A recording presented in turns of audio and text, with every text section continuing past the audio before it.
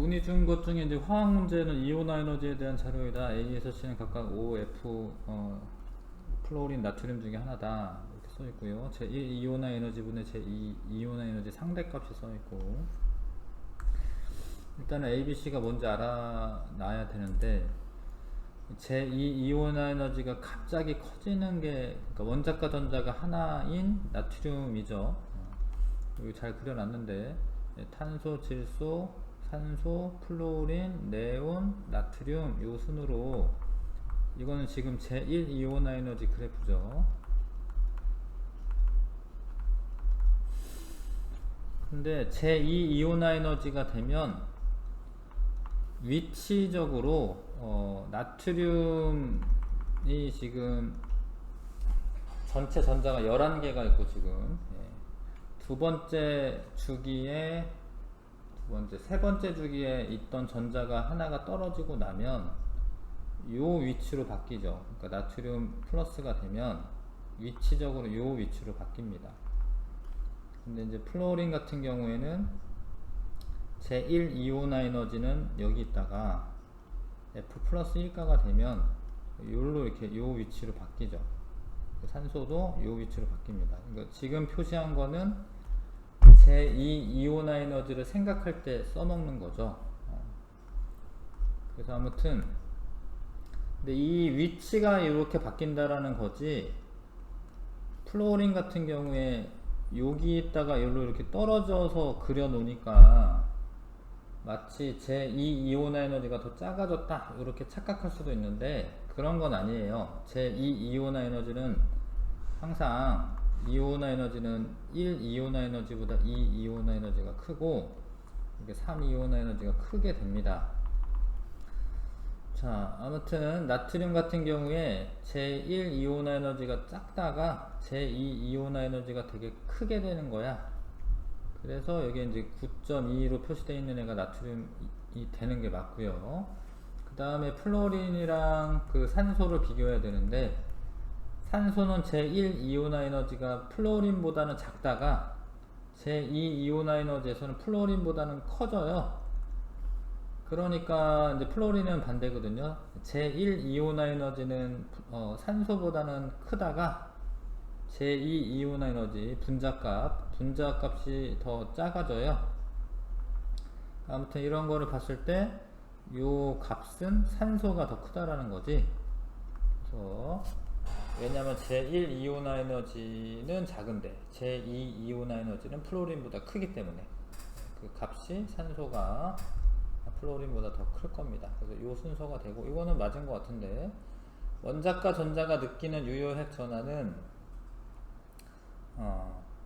플로린이 더 크죠. 왜냐면 플로린은 양성자가 9개가 되고 탄소는 8개이기 때문에 그 전자 가리움 효과 같은 게 나타난다 하더라도 핵전하량 자체가 크기 때문에 A가 더 크니까 기억은 더 틀렸고요.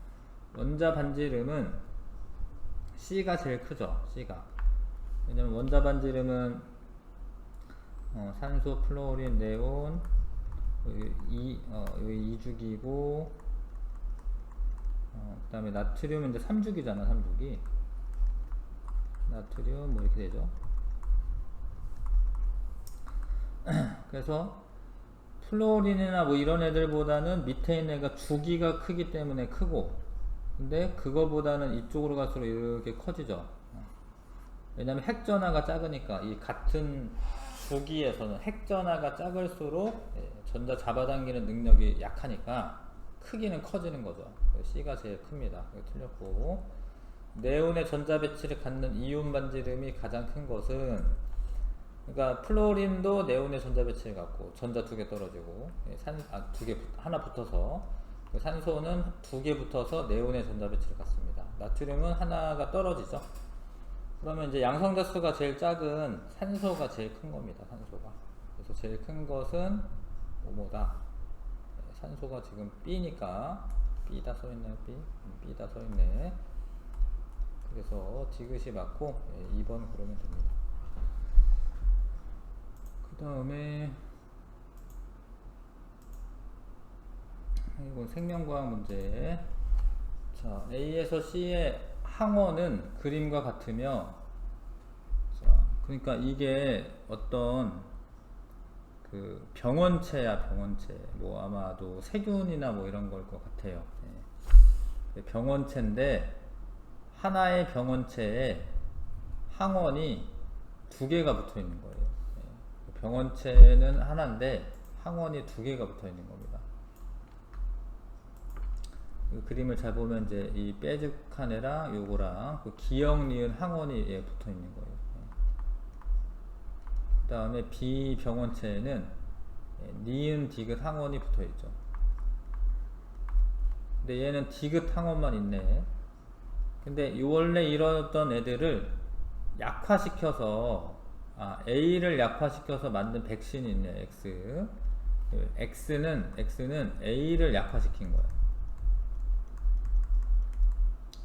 그럼 이제 그걸 주사를 하면은 잠깐 이렇게 항체 농도가 증가했을 겁니다. 그러면은 기역과 니은에 대한 기역세포를 만들어 놓는 거죠. 그래서 기역과 니은에 대한 기역세포를 만들어 놨는데 P를 주사했더니, 근데 P는 B나 C 중 하나래. B나 C 중 하나래. 잘 보면 기역, 니은이고 A는 C는 디귿이 있기 때문에 요게 지금 B를 주사했을 때는 니은이 있으니까 2차 반응이 일어나요. 2차 반응이 일어납니다. 2차 반응이 일어난다라는 거는 기역세포가 있어서 니은이 재투입됐을 때, 그러니까 요거는 이제 B겠네요. B 일단. 얘는 B인데 니은에 대한 항체가 이제 기역세포가 있기 때문에 니은에 대한 항체가 급격하게 많이 만들어지는 거죠. 그래서 2차 반응이 일어난 거고, 근데 얘는 2차 반응이 아니잖아 지금. 그대로 1차 반응이 일어났는데 처음 들어온 거죠. 그러니까 R은 C 세포지. C 병원체 C예요. 그래서 디귿에 대한 기역세포가 없기 때문에 1차 반응이 일어난 거죠. 그래서 R에서 기역 디귿 중 두 가지 항원이 있다. R은 지금 디귿만 있기 때문에 한 가지 항원만 있는 겁니다. 디귿만. 기억 틀렸고, 1에서 생지 1에 니은에 대한 기역세포가 형질세포로 분화되었다. 맞죠? 기역세포가 남아있다가 니은에 대해서 이제 여기 니은이 있고 여기 니은이 또 들어왔기 때문에 기역세포가 형질세포로 분화되었다. 맞는 이야기죠. 구간 2에서 생지 2에서 특이적 방어작용이 일어났다. 이 항체 형성 반응은 특이적 방어작용이에요.